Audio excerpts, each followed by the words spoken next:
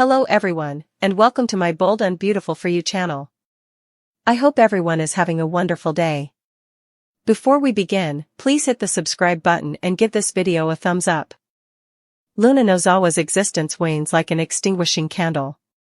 Following hours of intense labor and internal hemorrhaging, Luna's heart ceased to function moments after she gave birth to her premature daughter, who possessed Finn's eyes and a tuft of dark hair.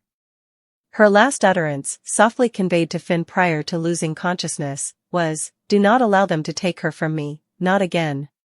Subsequently, the monitor flatlined. Finn's hands trembled as he attempted to resuscitate her, issuing commands to the team: Bridget Forrester alongside him, Lee Finnegan grasping the crash cart, Grace Buckingham overseeing vital signs, yet each second elongated into infinity.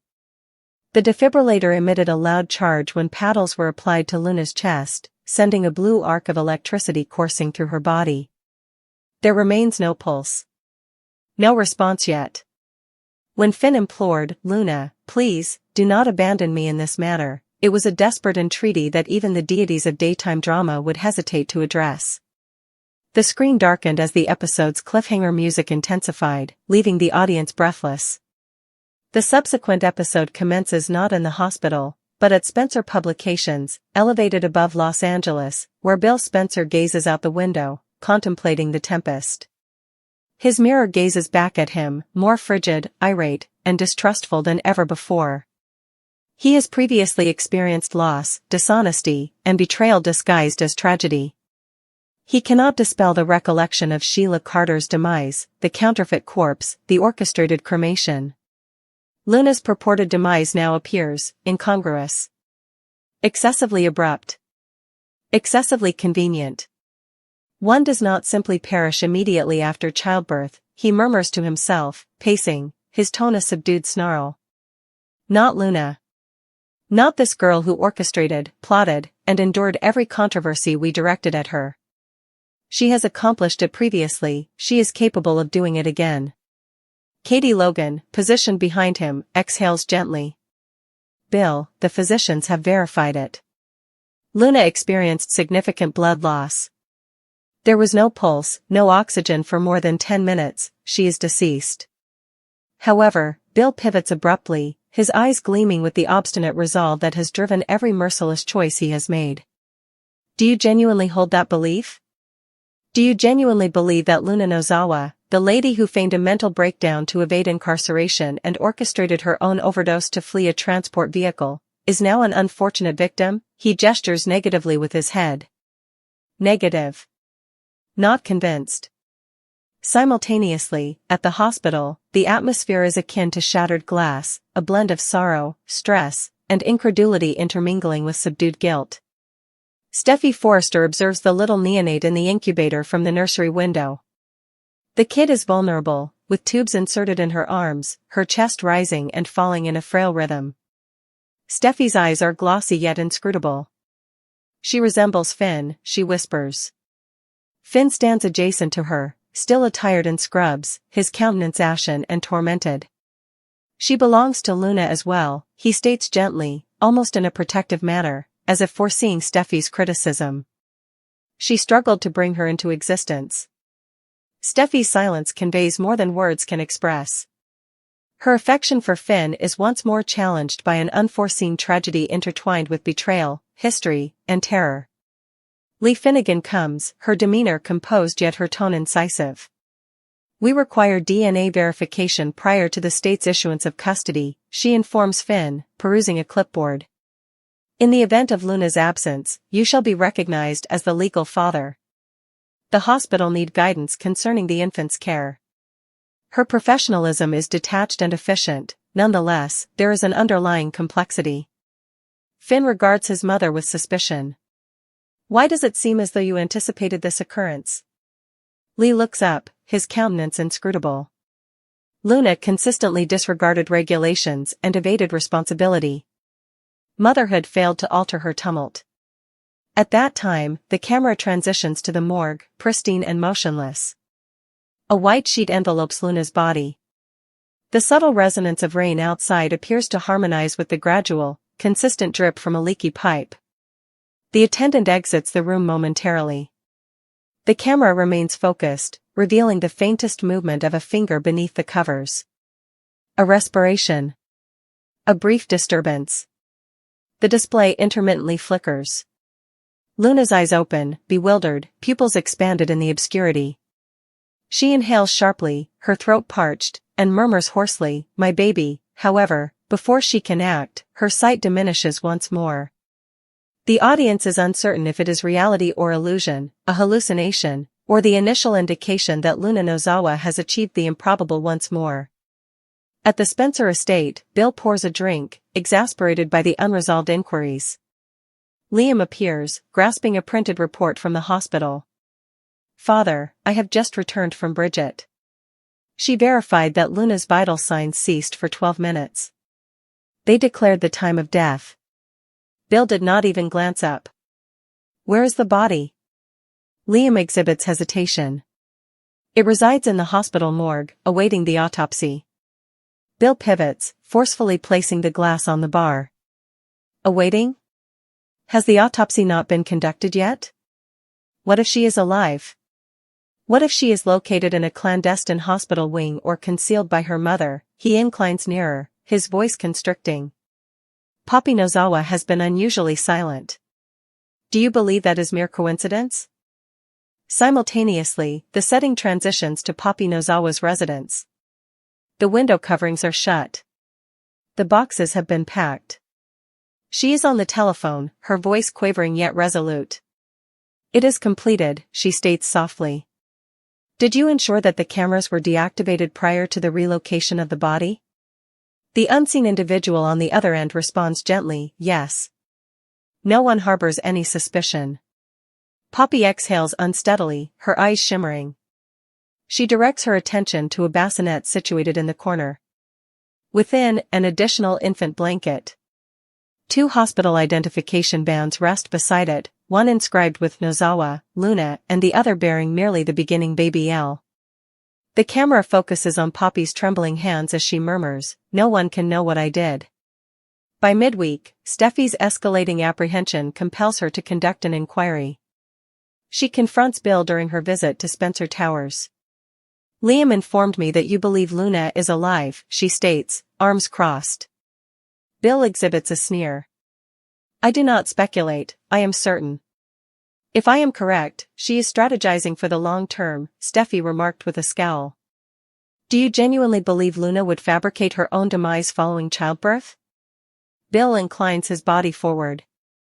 "I believe she would go to any lengths to dictate her narrative. Consider this: she evades incarceration, acquires compassion, and perhaps secures Finn's protection upon her return." Steffi's jaw clenches. "Should she be alive, I shall locate her first." Taylor Hayes visits the hospital to inquire about Finn's condition. She discovers him seated by Luna's vacant bed, absorbed in contemplation. "You were incapable of saving her," Taylor states softly. Finn declines with a shake of his head. "I ought to have. I am a physician. I have restored patients from more severe conditions." His voice falters. However, with Luna, it seems she was reluctant to return. Taylor hesitates. Perhaps she was apprehensive. Perhaps she believed that death was the sole means of safeguarding her child. Finn pivots to face her, his voice trembling, "Or perhaps she is out there, alive, in need of my assistance." The camera focuses on Taylor's apprehensive expression. She has witnessed this previously, the same tormented fixation that once compelled Ridge to pursue phantoms of unrequited affection. At the morgue, Bridget returns to conduct a standard verification prior to the autopsy. However, upon lifting the sheet, the table is devoid of any items. Luna's corporeal form has vanished.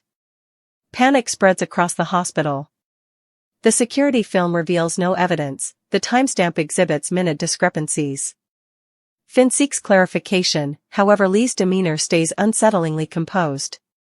Occasionally, matters resolve independently, she states enigmatically. "Concentrate on your daughter." However, Finn cannot dispel the unsettling suspicion that his mother is concealing information. The following day, Deacon Sharp encounters an unforeseen situation when a disheveled woman stumbles into the back alley of Il Giardino. Her hospital robe is tattered, her hair disheveled, her complexion ashen. Luna is barely alive, grasping her abdomen. "Assist me," she exhales. Deacon halts, the burden of déjà vu bearing heavily upon him. He has previously visited here with Sheila. "You were expected to be deceased," he murmurs. Luna feebly shakes her head. "I had to safeguard her." She falls into his embrace as the camera focuses on her tear-stained visage. The screen transitions to black accompanied by the sound of approaching sirens. The subsequent episode commences with Luna awakening in Deacon's apartment. She is bandaged, feeble, and apprehensive. "They believe I am deceased," she informs him. "Do not disclose this to anyone." Deacon pauses, conflicted between empathy and trepidation. "You cannot conceal yourself indefinitely, Luna." "Finn is entitled to know that you are alive," Luna said, her eyes flitting about in a state of fear. "Negative. If he is aware, she is at risk," Deacon scowls. "Whom?" Luna's voice fades to a whisper. "My infant. Her survival was deemed improbable." Simultaneously, Poppy's remorse starts to undermine her serenity. Bill confronts her at her residence, his mistrust reaching a boiling point. "Where is she located?" he insists. Poppy attempts to evade, but Bill forcefully places a folder on the table, containing images of the hospital morgue, discrepancies in surveillance footage, and lapses in the chain of custody. "Do you believe you possess greater intelligence than I do, Poppy? Do you believe I am unaware of the situation?" Poppy's exterior fractures. "You fail to comprehend." She emits a scream. "They would have removed her infant, my grandchild, from her custody." Bill gazes at her, comprehension emerging. "You assisted Luna in feigning her demise." She remains silent, and the quiet is incriminating. That night, Steffi visits the hospital nursery, unable to rest. She gazes at the infant, experiencing an unforeseen connection despite all circumstances. "You are blameless in this matter," she murmurs. As she pivots to depart, the lights flicker, revealing a shadow moving through the glass. The following morning, the infant is absent. The hospital initiates a lockdown. Finn is agitated, Steffi is distraught, and Lee is remarkably composed. "Refrain from hasty conclusions," Lee advises, while her eyes reveal a glimmer of something more sinister. She is aware of the baby's location, and possibly, the identity of her abductor. In the concluding act of the week's narrative, Bill receives a call from an unidentified number. The voice is weak and hoarse. "You were correct," it states. "I am alive." Bill's jaw clenches. "Luna?" A brief pause, then, "Do not inform Finn. Refrain from disclosing this information to anyone. They cannot ascertain my location." Bill insists on receiving answers, although the connection is severed. He glances at Liam, rage and justification igniting in his gaze. "I informed you that she feigned it," he states. "Luna Nozawa is alive and manipulating us all." The setting transitions once more, a shadowy cottage in the forest, rain relentlessly striking the roof. Luna perches beside a fire, cradling her infant daughter enveloped in a delicate pink blanket. "You are secure now," she murmurs, tears cascading down her cheeks. "No one shall ever separate you from me." A burner phone on the table next her vibrates. A notification appears on the display. It is complete. "They presume you are deceased. Remain concealed." Luna exhales unsteadily, shutting her eyes. Illuminated by headlights, the rain reveals a fleeting glimpse of an observer. The concluding picture focuses on Luna's fearful eyes as she gazes toward the door. Transition to darkness. Commence the credits. This week's narrative evolves into one of the bold and the beautiful's most astonishing arcs, intertwining intrigue, maternal instinct, and ethical turmoil. The show prompts viewers to ponder whether Luna's deceit constitutes an expression of love or a profound betrayal. Bill Spencer's doubts rekindle past animosities with Lee Finnegan and Poppy Nozawa, as Steffi and Finn's marriage is plunged into a renewed turmoil of distrust and conflicting allegiances. Deacon's clandestine participation connects the narrative to his past of sheltering fugitives, obscuring the distinction between redemption and complicity. Promotional material suggests Luna's concealed survival, prompting fans to believe Weatherly assisted Luna in her disappearance to save the Finnegan lineage. Did Poppy interchange the infants in the hospital nursery? Will Bill reveal the truth or safeguard Luna to ensure the Spencer inheritance? Moreover, who was the ominous figure observing Luna's hut amid the rain?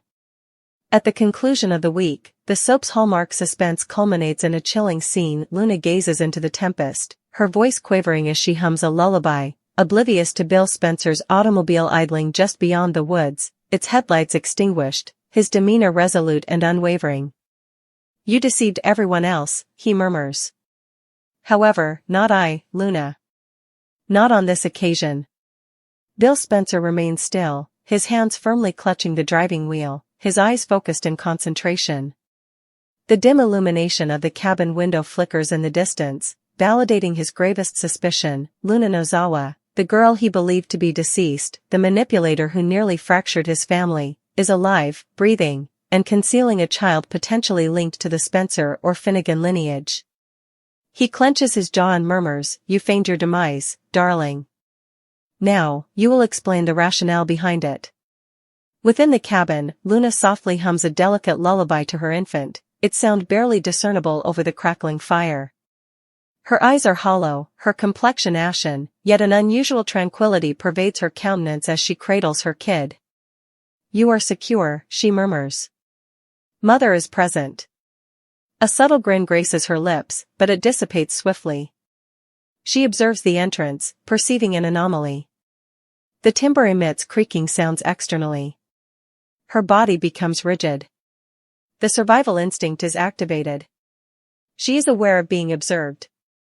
Bill exits the vehicle, his coat collar raised to shield against the chill. His footsteps are consistent and intentional. Every aspect of him exudes dominance and intent, the identical merciless force that established his empire, now directed upon the woman who defied mortality. He stealthily approaches the cabin, the beam of his flashlight penetrating the fog. As he extends his hand for the door handle, the distant wail of the infant reverberates within. Bill becomes immobile. His expression briefly relaxes before becoming resolute once more. "Thus, it is voracious," he murmurs.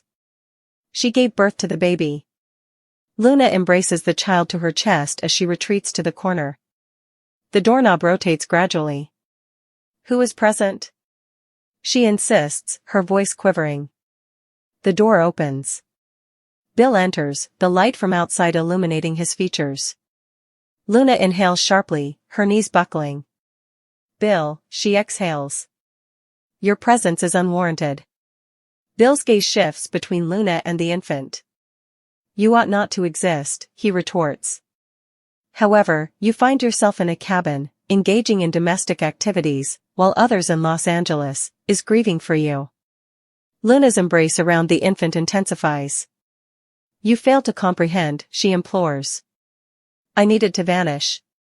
Bill approaches, his voice subdued yet laced with anger. "You fabricated your demise, Luna. Once more. You allowed Finn, Steffi, and a significant portion of this community to believe you perished on that table. You accomplished it while cradling an infant. What is the ultimate objective this time, eliciting sympathy? Guardianship? Financial resources?" Luna shakes her head, tears cascading down her cheeks. "It is not as such. An individual was approaching her, for my child. I was left with no alternative." Bill squints. "Whom?" Luna hesitates, her lips trembling. "Your offspring," she murmurs.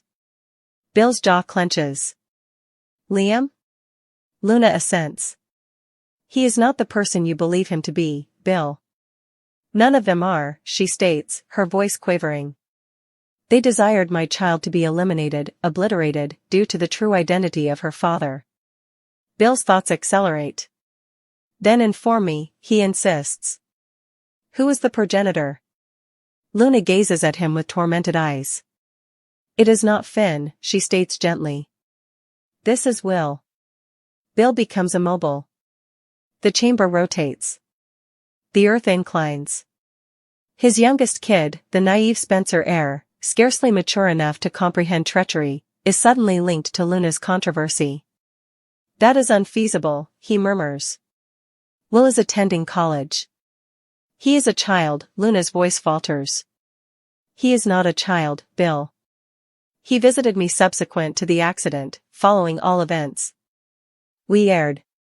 I believed he had affection for me, however he was apprehensive. Upon informing him of my pregnancy, he immediately rushed to Poppy. She hesitates, swallowing with difficulty. Poppy stated that she will rectify it. She stated that no one needed to be informed. The threats commenced at that time. Bill's rage transforms into somber comprehension. That is the reason you feigned your demise, he states softly. Luna assents.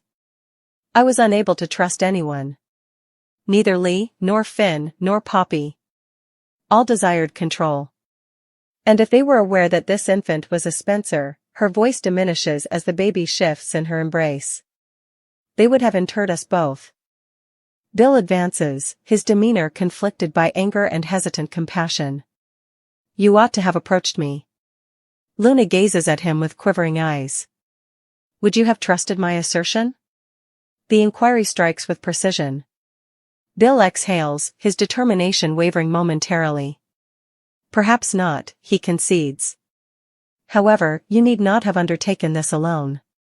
While the two gaze at one another, headlights emerge outside. Luna's eyes expand in astonishment. They have located me, she murmurs. Bill pivots abruptly. Whom? Before she can respond, the door swings open violently. Lee Finnegan enters, her coat drenched, eyes ablaze with rage. You simply cannot remain deceased, can you? She expels saliva. Bill positions himself in front of Luna in a protective manner. What is this, Lee? Were you aware? Lee has a frigid smirk. Certainly, I was aware. I assisted her in vanishing. Bill's jaw drops. What is the reason? Lee folds her arms. Due to her inability to rear that child. Because the infant is neither hers nor part of your family.